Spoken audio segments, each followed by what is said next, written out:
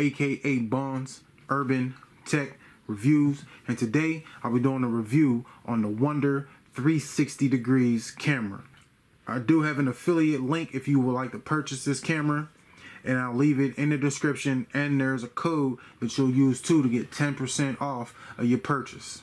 Now first off, let's deal with the elephant in the room, which, yeah, it looks like a Samsung Gear 360. But no, it's not a Samsung Gear 360, but it is very similar. Now they both have a similar shape. This is a little bit smaller, a little bit more compact than the Samsung Gear 360. Button configuration is almost the same. So you got a menu button right here. You got a power button right here. LED. You flip this open.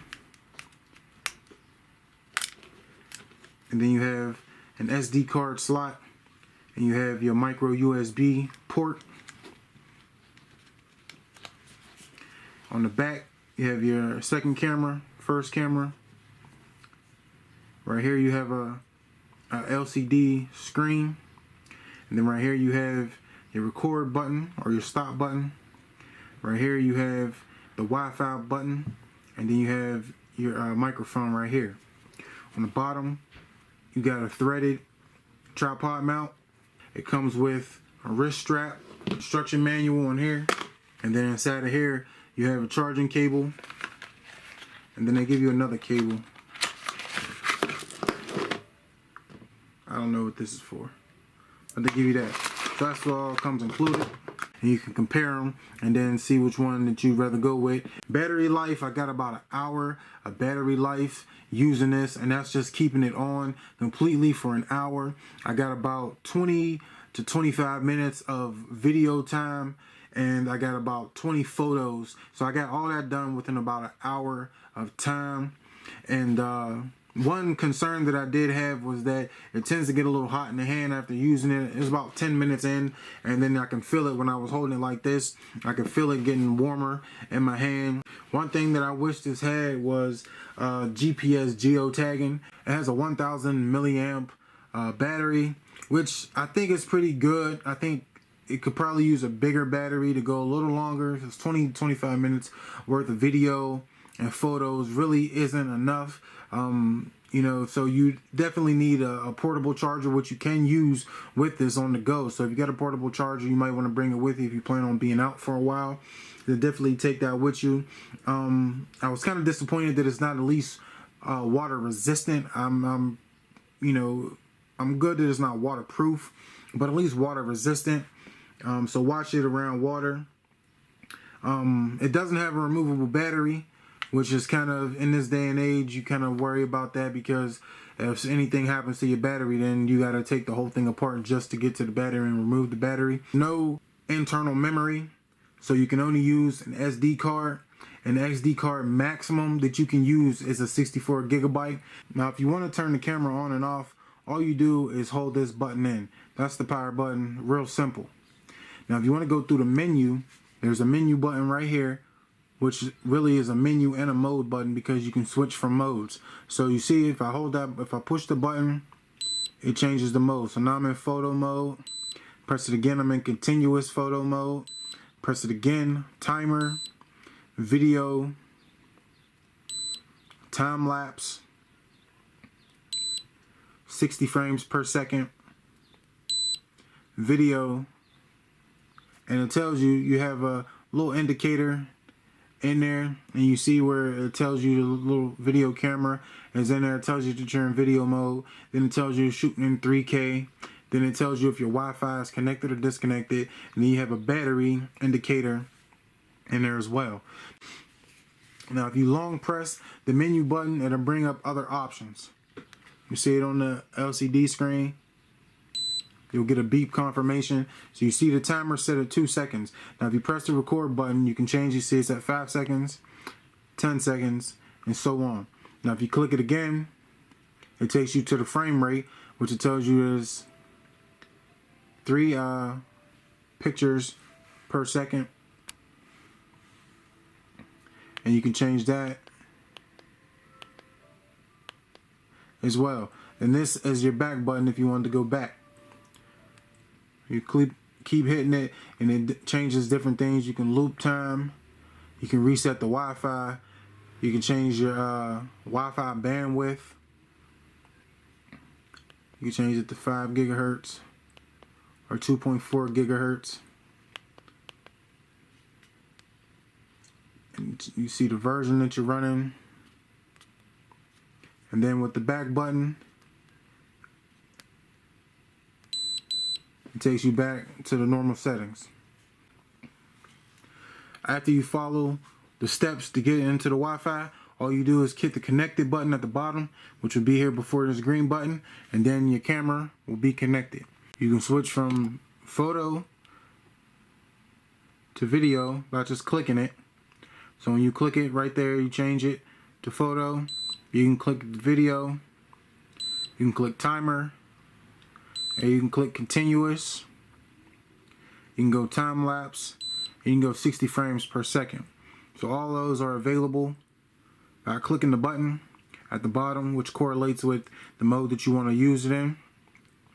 Click the red button to record, and you can also use your phone to 360 the camera. So this is a 360 view of the whole room that I'm in. You can go up, down, left, right.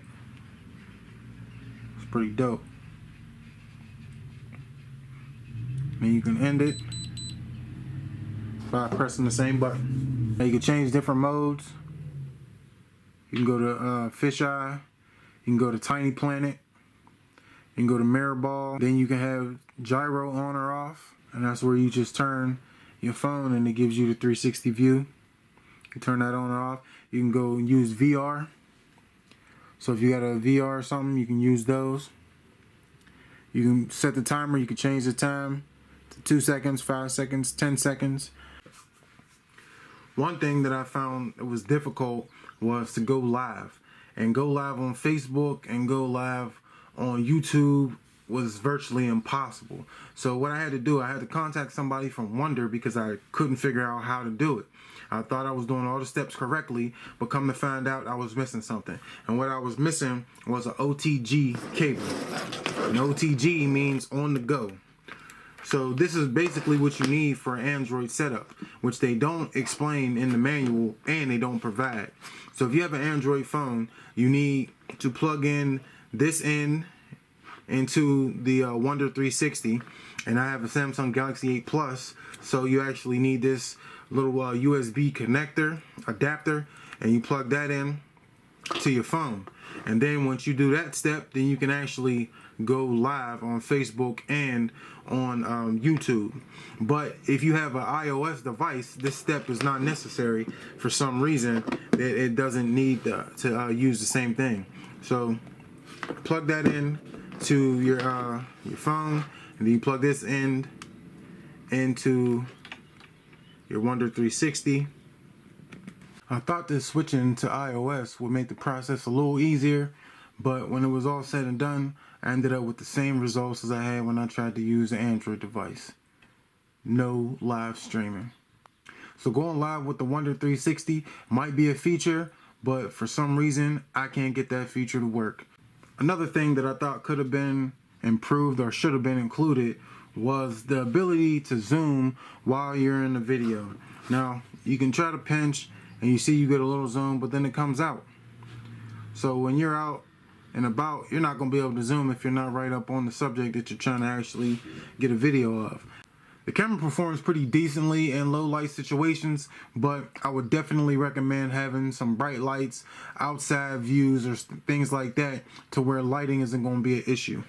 Also, when going into my recordings and checking the recordings, I noticed the hiss in the recording. I don't know where it came from. I don't know why it's hissing, but I did notice the hiss.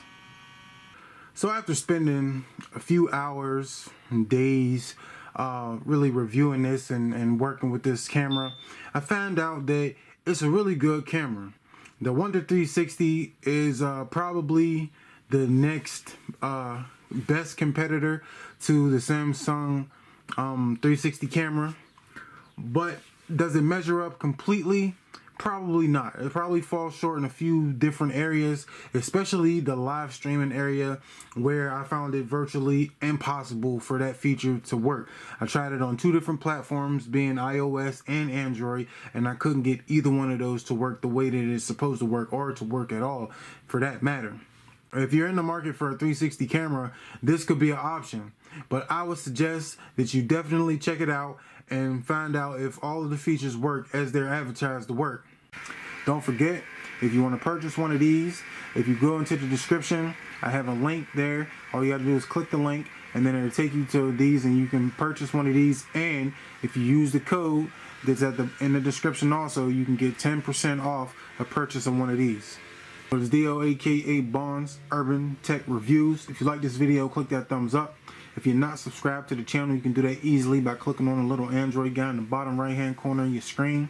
If you're not following me on all my social media sites, all you got to do is go into the description, click on every one of those links, and follow me on every one of my social media sites. And we out.